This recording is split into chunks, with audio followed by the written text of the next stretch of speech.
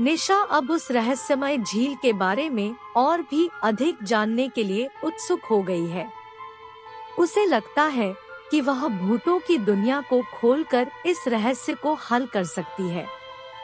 अगले दिन निशा उठते ही झील की ओर निकलती है, धार्मिक अनुष्ठान करने वाले आदमी के साथ। वह अपने पास एक पुरानी किताब लेकर चली जाती है, जिसमें उसने इस भूत प्रेत झील के बारे में विवरण पढ़ा है।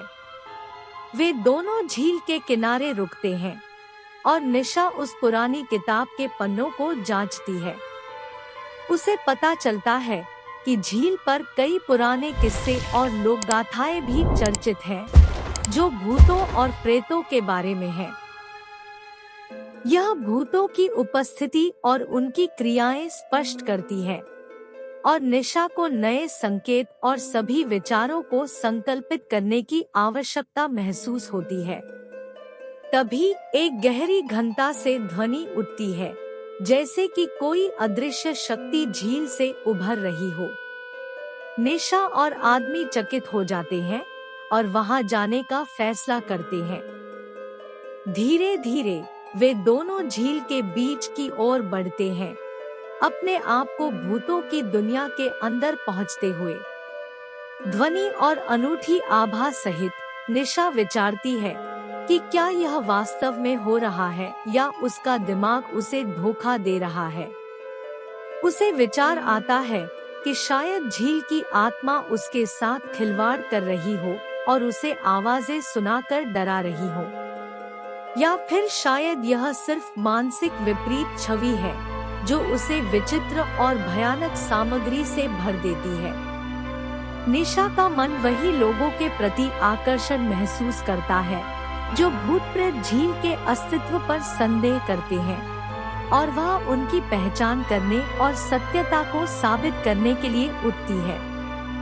धीरे धीरे आगे बढ़ते हुए निशा और आदमी झील के मध्य बालूकुप तक पहुंचते हैं। झील के बीच में एक आलिंगन खींची गई है, जैसे एक अलौकिक बाधा या उछराहित क्षेत्र का संकेत। यहाँ वातावरण बदल चुका है।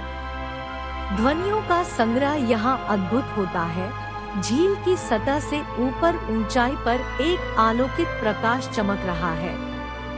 निशा चौंक जाती है और उसके भीतर डर और आकर्षण का एक संयोग होता है। निशा और आदमी अभियान करते हैं, आंखें खोलते हैं और अपने आप को विचारों, अनुभवों और भूतों की उपस्थिति में डूबने के लिए तैयार करते हैं। वे झील की गहराई में चले जाते हैं, जहां वे एक अद्भुत सृजन के आभास से घिरे होते हैं। यह विशेष रूप से रोशनी की आवृत्ति और ध्वनि के साथ व्याप्त होता है, जिससे भूतों का एक बेहद प्रभावी और अज्ञात संयोग होता है। झील के भीतर निशा और आदमी को विचारों और भूतों के बीच एक अद्भुत आंतरिक संघर्ष का सामर्थ्य का अनुभव होता है। वे भूतों के पास आते हैं जो उन्हें अपनी गिरफ्त में ले लेते हैं, और वे उनसे विचारों, भविष्यवाणियों और भूतों की भाषा में संवाद करते हैं।